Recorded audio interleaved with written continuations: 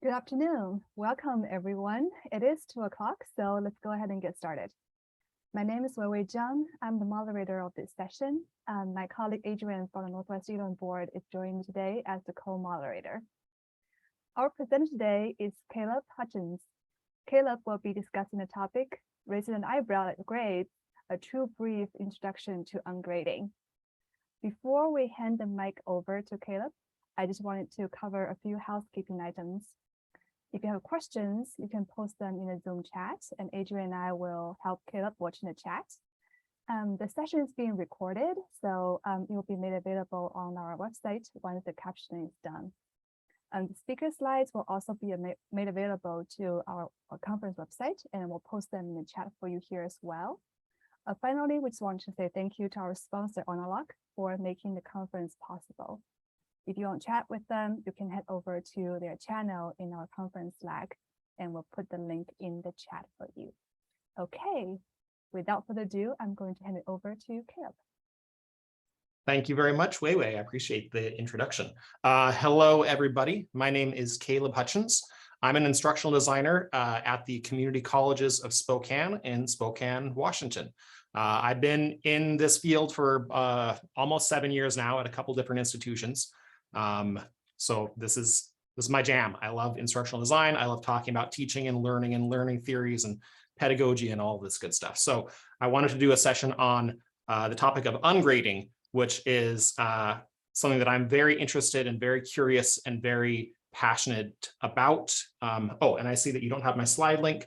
Let me see if I can grab that for you. 1 second. Okay, there's my slide link in the chat. Hopefully that works. Let me know if that doesn't work. Anyway, ungrading is a big and complicated topic, and there's no possible way I can talk about everything in 50 minutes. So that's why this is I think in the session description, I said a too brief. It looks like on my slides, it says a very brief. It is a brief introduction to the concept of ungrading. This is not going to answer all of your questions. If I do this well, you're going to end up with more questions than you came here with. So keep that in mind. Sorry, I'm spitting gum out. My bad. Okay, so let's just get right into it. These are my session objectives. First, we're going to discuss how grading policies impact student equity, inclusion, and success. Then we're going to try to explore a working definition of ungrading as a teaching practice. Then I'm going to identify some tools and techniques, specifically in Canvas, because that's the LMS that I work with. But hopefully all these tools will be very similar or parallel to tools that you have in other LMSs that can support ungrading. And then lastly, at the end, I'm going to provide an annotated bibliography of ungrading theory and practice. So hopefully, if you're still interested by the time we're done here, that will be a good resource that might be helpful to you. Before I go any farther, I'm going to throw out a teaser question here, just to this is my clickbait question to keep your attention for the next 30 seconds or so. Why is there no E in our standard grading scheme, right? It's A, B, C, D, F. Why is there no E? Don't put it in the chat if you know the answer, but either think about it or write it on a sticky note, and we'll come back to this in a little while. Next, I also have what I call my session jumper summary, because I'm a session jumper. If I hop into a session at a conference and I'm not feeling it, then after about 5 or 10 minutes, I might disappear. So this is me saying, this is what we're going to talk about. These are the bullet points that I really want to get across. And if this is not interesting to you, then you won't hurt my feelings if you leave. If this is interesting to you, then stick around and hopefully we'll get to these things. So my session jumper summary is: Point 1, traditional grading frameworks are not very accurate. Point 2, traditional grading frameworks are not very equitable. Point 3, alternatives to traditional grading frameworks exist. And point 4, ungrading is sort of an umbrella term that covers a number of these alternatives. So we're going to break into all these things eventually. Question 2, and this is one that I would love you to put in the chat. What is your primary role at your institution? Just briefly, what's your title? What's your position? Am I talking to a bunch of faculty? Am I talking to a bunch of instructional designers? What do we got here? Instructional designer, director of the teaching team. Great.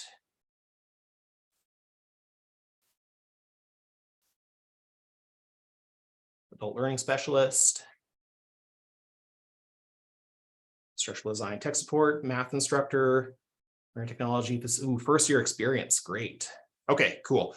Please, if you haven't put your answer in there, I would love to hear everybody, but I'm going to move on in the interest of time.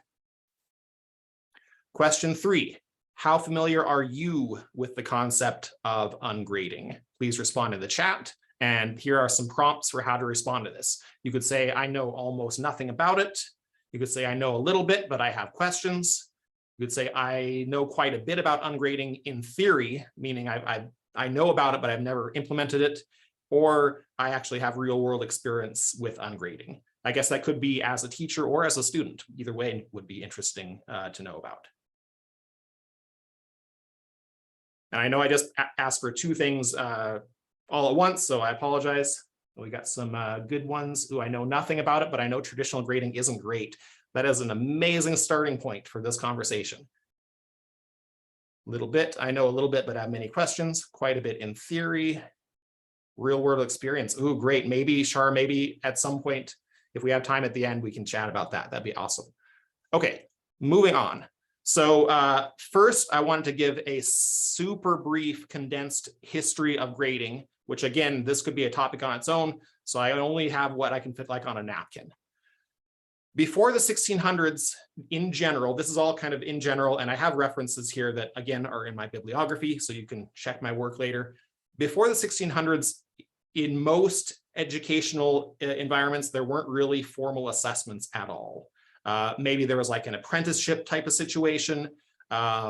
Maybe it was simply attending lectures and discussions. Maybe it was conducting research with your mentor. But in general, in those early pre-industrial colleges and universities, there were no formal assessments, at least none that we have records of.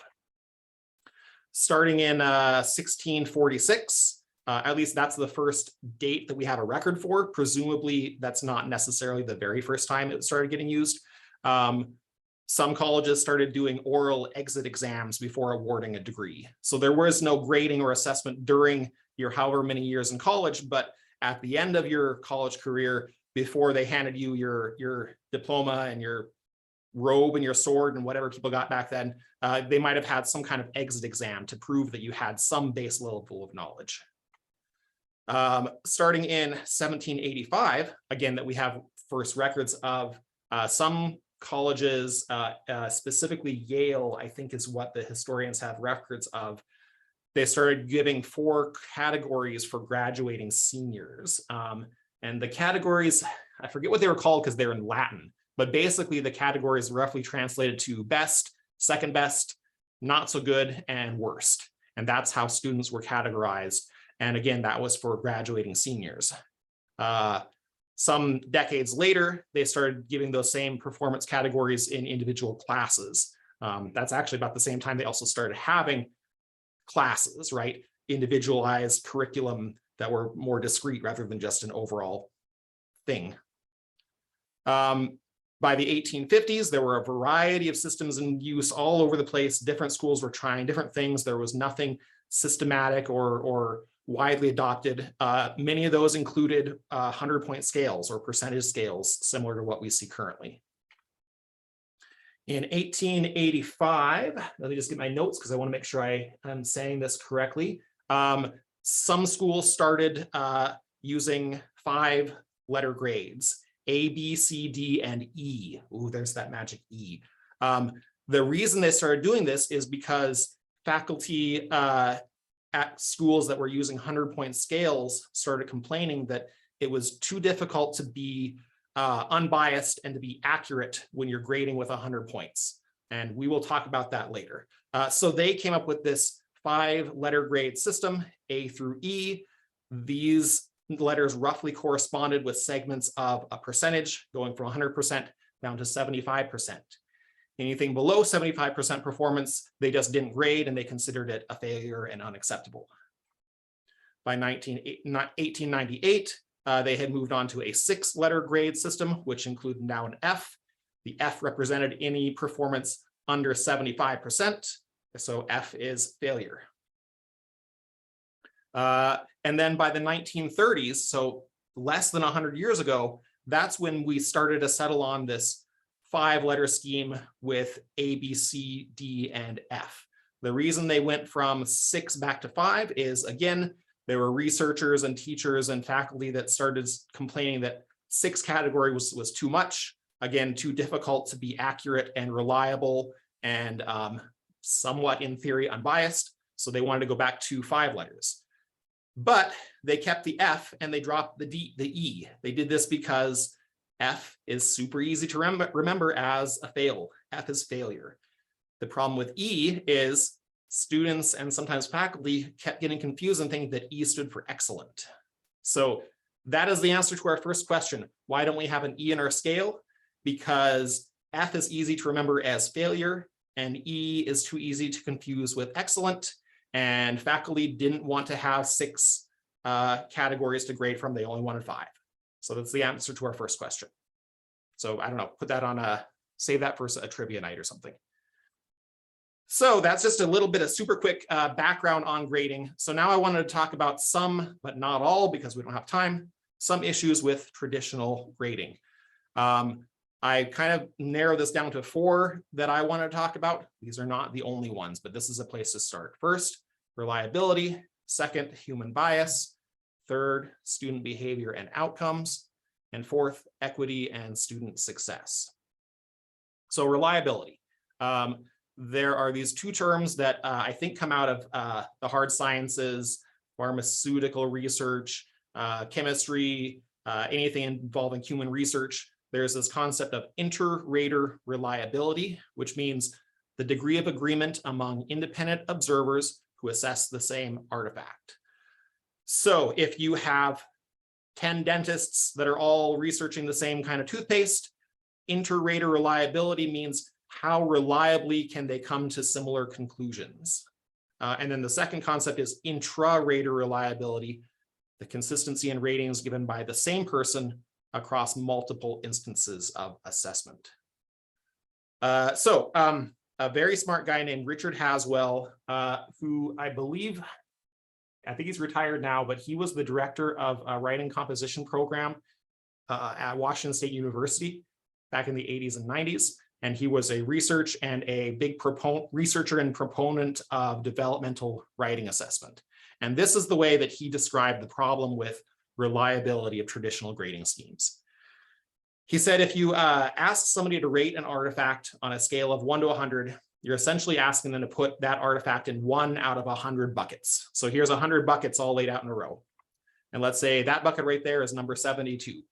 That's a grade of 72% of some kind of student work.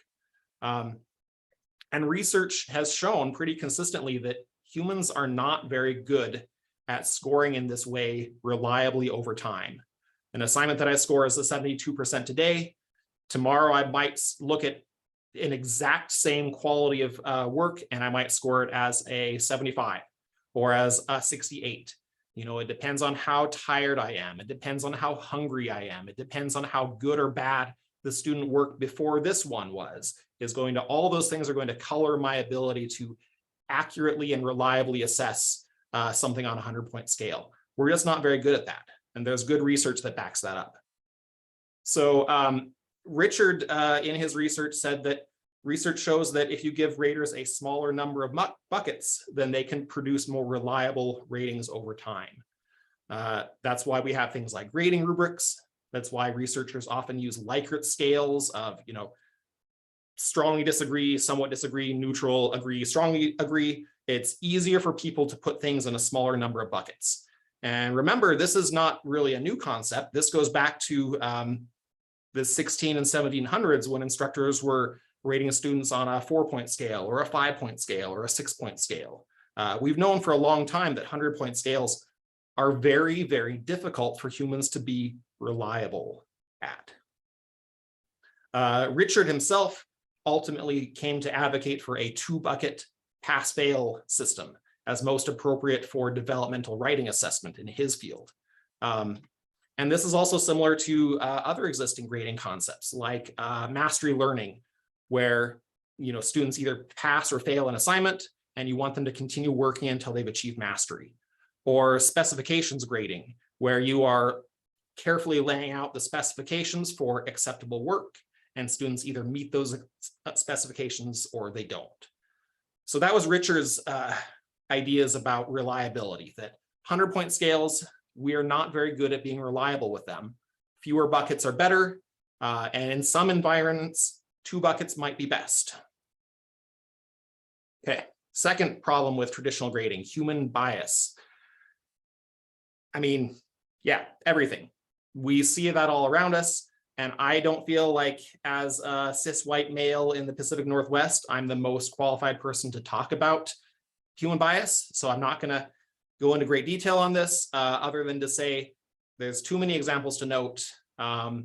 There's clear evidence and research around institutionalized and systemic bias. There's research on bias against young children of color, even starting in pre-K, moving into high school and beyond. There's evidence of bias against women in STEM programs. Students have bias against instructors of color or female instructors when it comes to course evaluations. Harvard has been working on their implicit association test research, which if you've never taken an implicit bias test, Google Harvard implicit association test. And the first thing that comes up should be a series of tests that you can test yourself on what are your own personal unconscious implicit associations that you aren't even necessarily aware of, but they've developed tests where you can kind of piece those out a little bit. The fact is we all have human bias. We're usually not even aware of them, and it's extremely difficult for us to overcome them consciously. Third problem with traditional grading, student behavior and outcomes. Alfie Cone is a fantastic teacher and writer and researcher in the area of ungrading.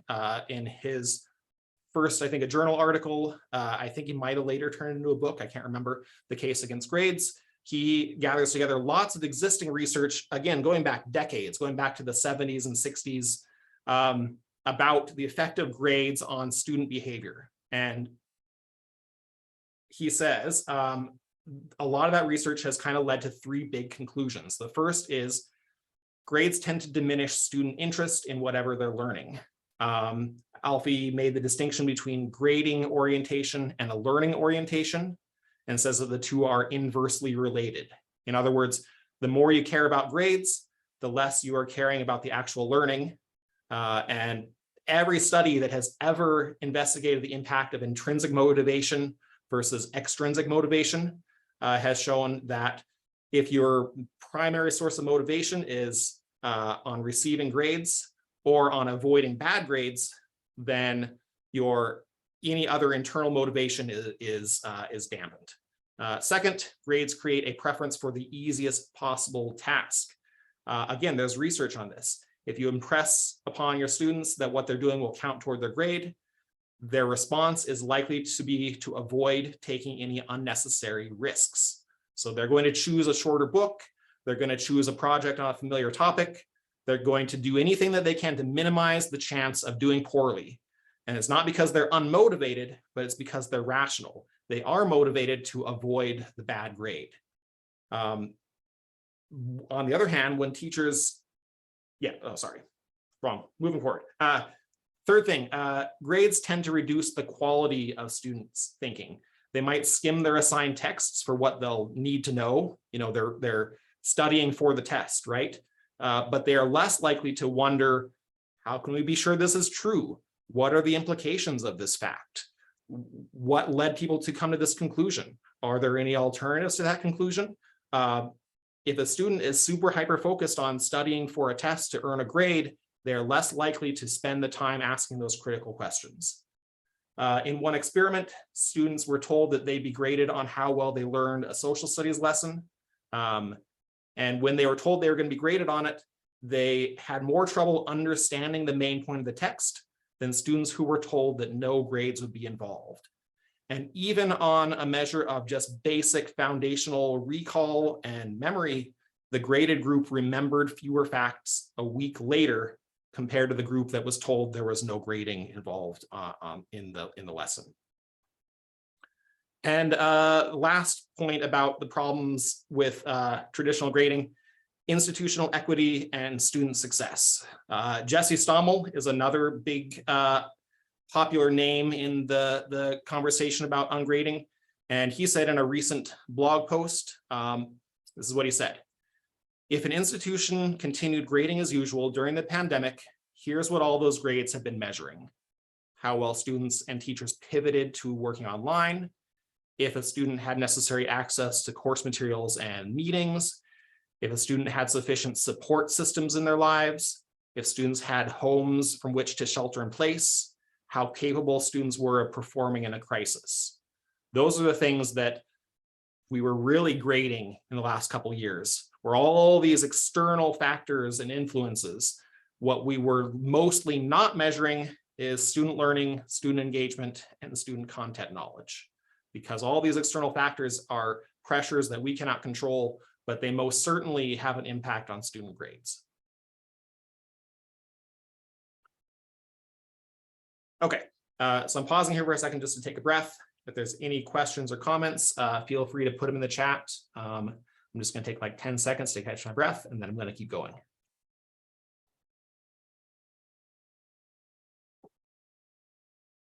Okay, so it's okay if you don't agree with any or all of these assertions, or if you're skeptical.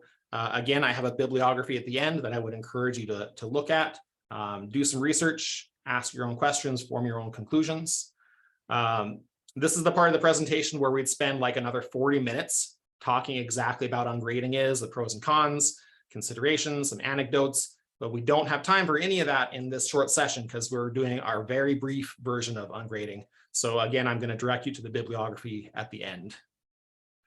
But we are going to try to create a working definition of what ungrading is, because it's a fairly new term, frankly, kind of a hyped up term, in some cases, even a marketing term. It's difficult to find a very comprehensive definition. But in my research, I found a few different things. But before we do that, theoretical framework alert. I love theoretical frameworks. I love frameworks, y'all. If you put 9 words in a 3x3 grid, I will subscribe to your newsletter and convert to your religion. You got me hooked if you have a good framework. But theoretical frameworks are just a human's attempt to impose order on a chaotic universe, right? Frameworks serve as useful tools for the beginning of understanding, but they are often what we call lies to children that simplify complicated systems in order to get a point across. So that's my warning about frameworks as we start moving into talking about some framework ideas. So, working definition of ungrading. Here's some examples that I found from other sources, mostly from teachers, from CTEs and TLCs and Centers for Teaching and Learning. This is a good one from Capilano University. Ungrading is the practice of minimizing or eliminating grades in order to focus on meaningful feedback and student learning. Okay, that's pretty good. Lafayette, Siddles, I don't know exactly what that stands for, but we could probably guess it's something of teaching and learning. Ungrading is an umbrella term for any assessment that decenters the action of an instructor assigning a summary grade to student work. Jesse Stommel, whose blurb I stole for the title of my session, says ungrading is raising an eyebrow at grades as a systemic practice, and it's distinct from simply not grading. It's an ongoing process, not a static set of practices. Missouri State, I think their TLC says, ungrading is a classroom philosophy that emphasizes feedback rather than scores or letter grades. I also wanted to share a bad definition that I think is instructive. This comes from Pearson. Our good friends at the Pearson Textbook Publishing Corporation wrote an article about ungrading, and this is their definition for ungrading. What is ungrading? Many instructors are now exploring the ungrading model as a potential solution. Because we still need grades at the end of each semester, there's still a need to view and evaluate student work. It's how we evaluate the work that will be different in this model. In the different models of ungrading, instructors don't grade every piece of work and award points. They decide whether the piece of work meets their standards or not. If not, the work is sent back to the students for revisions. So I have a few problems with this definition.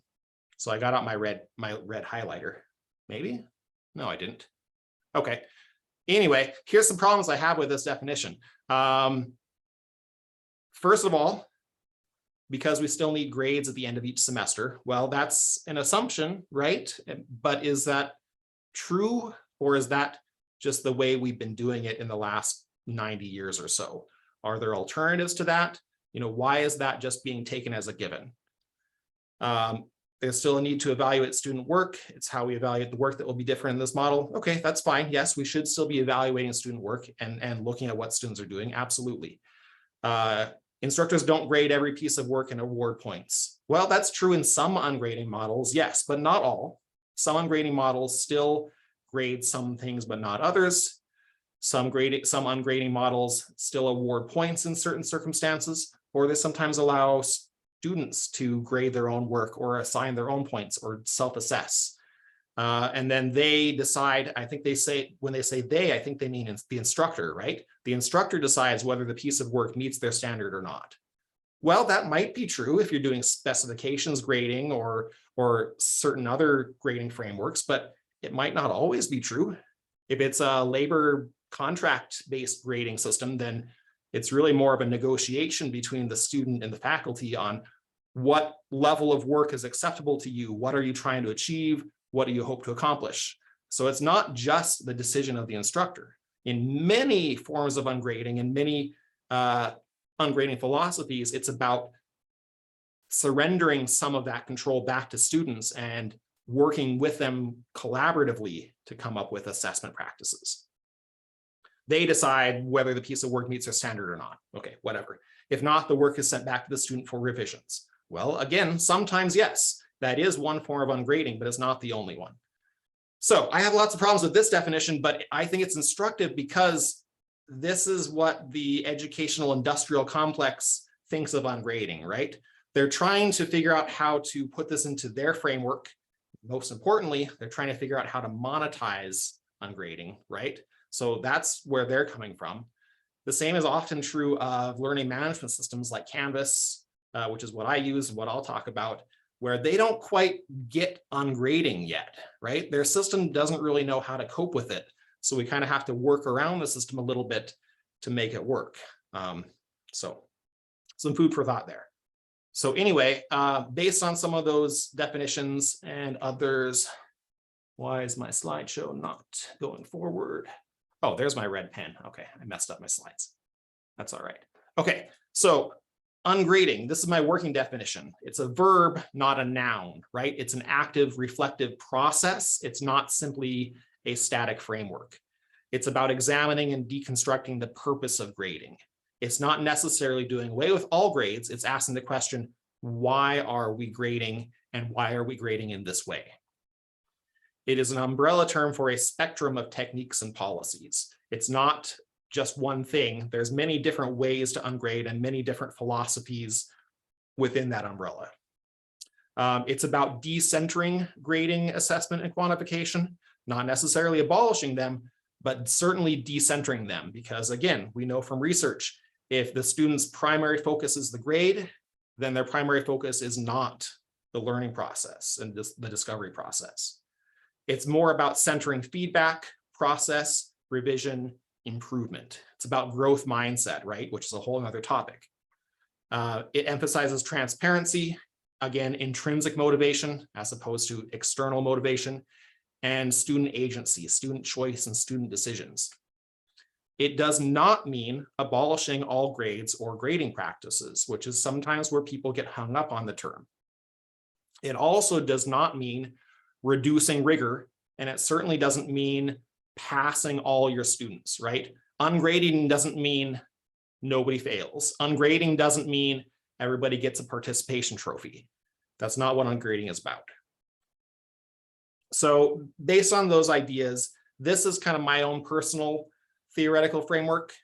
Take it or leave it, but this is what makes sense to me. This is my working definition of ungrading.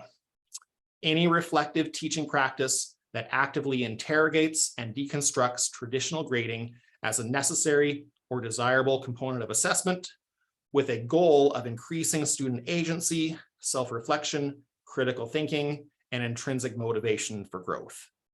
for me at least, it's important to have that goal piece in there, right? It's not just, we don't just think about grading or not grading for no reason, or just because it's the way it's done. We should be doing these things with a goal in mind.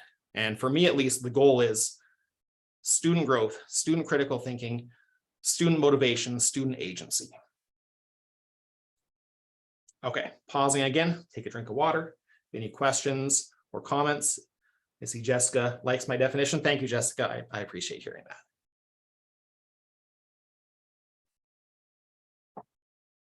And again, it's okay if you don't agree with all these assertions, or if you're skeptical, look at my bibliography, do some research, form your own conclusions.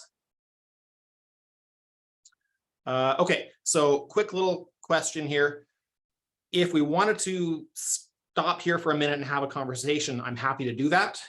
Or we can move on to talking about some Canvas techniques, because I do find that often if somebody is not super familiar with this, all this theoretical mumbo jumbo, touchy-feely stuff is interesting, but sometimes you need to see it in action for it to really click. So do we want to move on to Canvas, or do we want to discuss further? I see one vote for Canvas techniques. Please, Canvas. Canvas. Okay, good enough for me. Okay, so I'm just going to very quickly run through some ungrading tools and techniques in Canvas. The details of it, which you will have to work out on your own, either with the consultation of your local friendly instructional designer or through Canvas guides. And in my bibliography, I go into a little bit more detail about each of these. Okay, so here's a super simple technique in Canvas that is very easy to implement. Just dropping the lowest grade on a assignment category. If you have weekly reflection papers, you can get into the settings and you can have it drop the lowest 2 scores for each student for that assignment category. Why would we want to do this? Well, we might want to encourage students to take more risks in their writing, to maybe be more creative, do things that are not just the baseline, what gets me that A. It's more about what is an actual valuable reflection. By dropping the lowest grade in a category, it gives students an opportunity to take risks without fear of immediate irreparable harm to their grade, right? It also helps in cases where something happens in their life. One of those external influences intrudes on their learning process. You know, they get kicked out of their apartment and they're couch surfing for a while, which we know that's happened the last 2 years and continues to happen. They have technical difficulties and they miss an assignment deadline. By dropping 1 or 2 of the lowest grades, we provide a little buffer for that. Will you have students that just intentionally choose to skip an assignment because they know it's going to be dropped? Yeah, probably. You probably will. Does that bother us? And why does that bother us?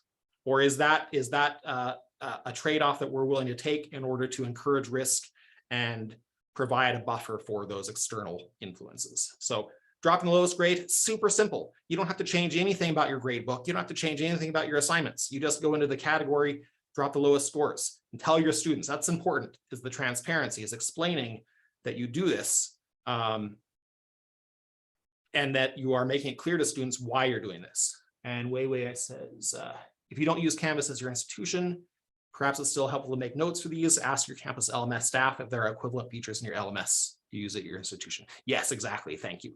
Almost all of these, even if you don't use Canvas, most likely your LMS has very similar settings or features somewhere. So if you're not sure where those are, consult with your friendly local neighborhood instructional designer. Okay, next one. This one might be a little bit more Canvas specific, but hopefully some LMSs also have this. Complete and incomplete assignments. So in Canvas, at least, when you're creating an assignment, you can choose to display the grade as a complete or an incomplete rather than as a grade or as a score. When you do this in the grade book, it shows up as either a green check mark or a black X. Either it is complete or it is incomplete. You could combine this with specifications grading or grading rubrics or something to say, you know, these are the things that will get you a complete on this. As long as you meet these criteria, it's complete and you've completed it, it's finished, you move on. Or you might just simply say it is just complete or incomplete. I am not going to grade you on the quality just yet. I just want you to do it.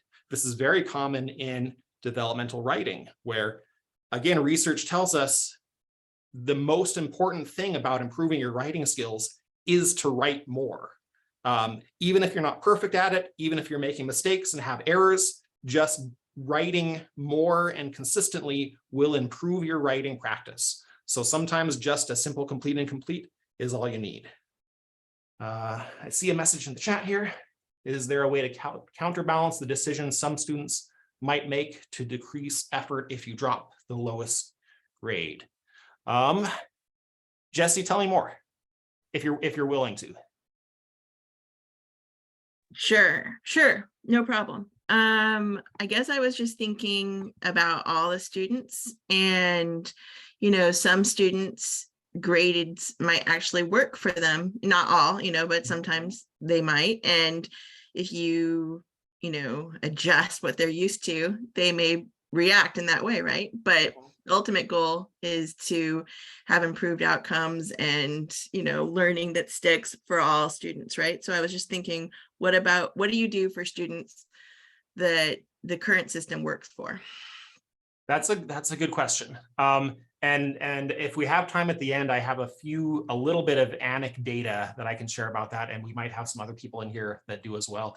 From my experience and the experience of some faculty I've worked with, some students don't like this. You're right. For some students, a certain population, they like the existing system as it is, and they get really freaked out when the grade is not the point anymore. And I guess the question I would ask there, and I don't have the answer, but the question I have is that okay or not?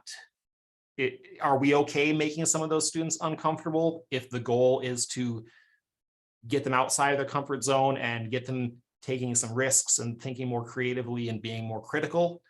And is it worth that trade-off if we are better serving the students that the current system doesn't work for?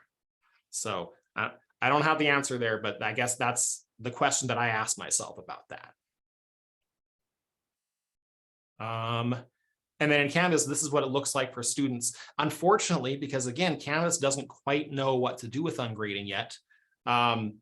They still see the point value for it, but they also see the check mark. Oh, Justina has an answer here. I usually explain that this dropping the lowest score or 2 covers them for illness or anything else that comes up. So if they use it to blow off an assignment, then they have a more legitimate excuse later, the grade will suffer. Dropping the lowest grade has no impact on people who do all the work. You can also put exceptions in so that certain assignments within an assignment group would never be dropped. Yeah, thank you, Justina. That's a really good point. That not every LMS does this, and they do it in different ways, but often, yeah, you can make exceptions where something doesn't count as a potentially dropped grade. If you do that, though, I think, again, transparency is important. Students need to know what's happening behind the scenes. Okay, this is a fairly new tool in Canvas. I think it was just released last fall or last winter, Reassigned for revision. In Canvas, when a student submits their work and you look at their submission, you have a place to provide feedback, to provide a grade, and then you hit a big blue button that says submit, and it goes to the grade book. You also have this button that says reassign assignment.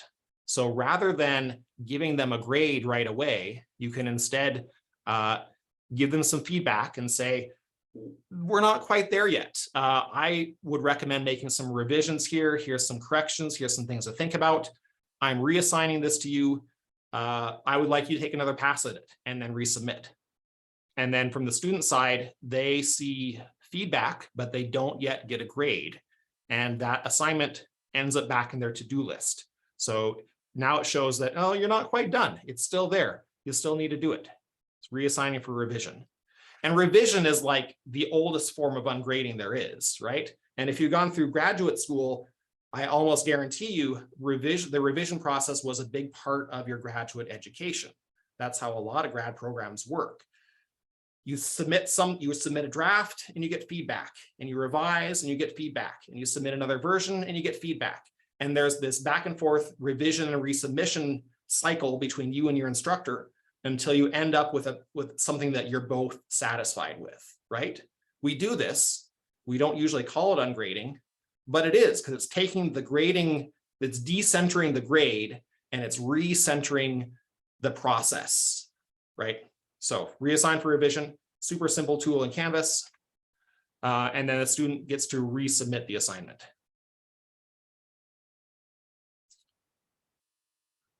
Graded rubrics, again, super simple. It's not anything new, right? But a rubric is a way of getting away from that percentage grade and getting back into a fewer number of buckets.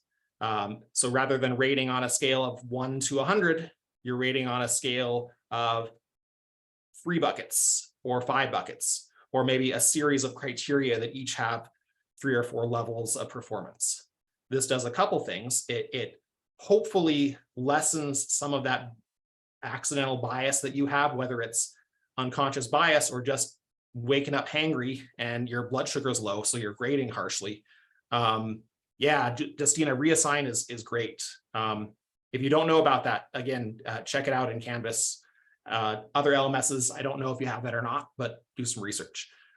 Grading rubrics, though, it gives you fewer buckets to worry about, but it also provides a lot of transparency for students, right? It shows them how they are being graded, on what criteria, and how you are defining performance within that criteria. Is there a grade still attached to this? Absolutely. But isn't it an alternative to just semi-arbitrarily giving a score from 0 to 100? Yeah, definitely. But you can also do non-scoring rubrics.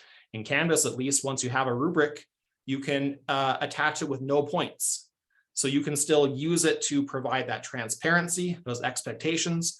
You can also use that rubric when you are providing feedback. You can still click on each level and criteria, and students will see how you are assessing them based on that rubric, but it is not doing anything grade-wise. It's not taking away or adding points. It's a non-scoring rubric, and that's ungrading. And then this is what the student sees. They don't get a point value on it. And either you could combine this with just a normal graded assignment or an ungraded assignment, but they get to see that feedback, and that's extremely helpful. I see a good comment in the chat here. I taught a pass-fail course for many years based on attendance and participation. They only had to attend 13 out of 15 classes to pass. I would actually encourage them to skip the last 2 weeks as long as they completed everything else. Reward for the students who did the work, but also a chance for the students to other students to catch up and still pass. Yeah, so that's a good way to frame it, is if you have been super conscientious and you're super type A and you've gotten everything done on time and you're killing it in this class, then maybe that extra grace is just an opportunity for you to focus on something else and still know that you are going to be successful. But if you need that extra grace, you're sure going to be thankful that you have it. Yeah. Thank you, Mackenzie. That's great. Automated student self-assessments. This is a little more complicated, but it's super cool. I've helped 2 instructors so far do something like this with pretty interesting results. And again, this one might be a little bit more Canvas specific, but I bet you could do something similar in other LMSs with a little bit of work. So here's how this works. First, you make an assignment. Let's say it's a paper, it's a research paper. That research paper is not being graded. It does not have a point value. You simply submit there. After you have submitted your paper, then as the student, you need to go in and take the self-assessment quiz for that paper. The self-assessment quiz is a series of questions about your work and your performance. You might base those questions off of a grading rubric if you already have one. It could be super simple true-false questions like, did I submit it on time? Yes or no? If it was a discussion, did I reply to 2 of my peers? Yes or no? Was it a substantive reply, or was it just a, I agree with you kind of reply? Yes or no? Or it doesn't have to be yes or no. It could be a scale. It could be a Likert scale or a rubric scale. But by doing this, the student is the one assessing their own work, and then it automatically assigns a point value to that, and it's automatically sent to the grade book. This does a couple of things. It gives the student a chance to reflect on their own work and hopefully be honest about their performance and their effort and their work. It lessens the workload for the instructor because now you don't have to worry as much about the grade. You should still be looking at the student work, evaluating it, providing feedback, but you're letting the student tell you how they felt they did on it. Now, you also always, as the instructor, have the option to intervene on this and override a grade if you think a student is being too harsh on themselves or going too easy on themselves. You can always go in there and change it and then make a comment saying, well, I don't think I agree with your self-assessment here. I think you're being too harsh. I would actually give you more points than that. Or let's be honest here, did you really put in that much effort on your citations page? I don't think you probably earned full credit on that. I have helped some instructor do this, and in their experience, it works pretty dang well. Most students are extremely honest and self-reflective in their self-assessment. The vast majority of them, the score that they give themselves is very closely aligned to the score the instructor would have given them if they were the one doing the assessment. I see, I have a bunch of stuff in here. Shar, exactly what I'm doing, scoring quizzes, perfect. As Shar's current student, I love it. Hey, that's awesome. We just got some data right here in our session. Okay, since I still have a few minutes here, very quickly, I do have some I wouldn't even call it data, but I do have some anecdotal narratives from working with some instructors here at CCS. In fall 2021, we had an ungrading community of practice where 10 instructors in many different fields got together and explored different ungrading options. They used a variety of ungrading techniques, mostly incremental changes rather than whole class redesigns, which I think is often the best way to go about this. It's very hard to completely abandon all grades at once. It's easier to be incremental about this. Student feedback from those 10 instructors, largely positive. Most students reported reduced anxiety over grades, but as was kind of commented on before, a handful of highly grade motivated students did report more anxiety. They want the grade, they want the A, they want to know that they're getting the 4.0. They don't care, they don't want feedback, they don't want growth, they don't want creativity, they just want the grade. And that's very stressful for them to not be in the position they're used to there.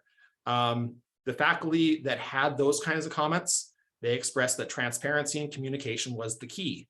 The vast majority of them said, even though they got a handful of comments like that, they thought it was still worthwhile to continue pursuing ungrading, and they wanted in the future to be more clear with those students. This is why we're doing this. I know you want to see your grade on everything, but this is why we're not doing it that way. This is why we are emphasizing something other than the score. So overall, this was very positive. Again, I don't have like hard numbers yet, but I'm hoping in the future I might be able to.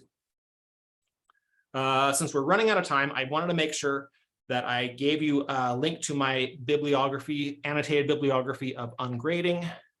I'm going to copy this link and put it in the chat also, or you can point your phone at that QR code. Should take you to the Google Doc. And this is it's grown quite a bit since I started writing it. This is a pretty lengthy annotated bibliography of both literature and research about grades and ungrading. Some great actionable examples of like sample syllabus language that some instructors have used for ungrading. And then also at the end, a little bit more detail, including links to instructions for some of those Canvas ungrading techniques. So hopefully that will be a useful resource to you. Okay, that's everything I got. If we have any comments or questions, Shar, maybe if you would want to maybe share how your ungrading experience has gone if you want, or if we have any other comments or questions or skepticism, I would love to hear it in whatever time we have left. We have 1 minute left, but I'm happy to keep the room open for another 10 minutes in case anyone Wonderful. wants to Thank have you, further Bailey. discussion. I'm also happy to hang out for another 10 minutes if anybody has any comments or questions. But if you have to leave now, thank you for coming, and hopefully this was worthwhile.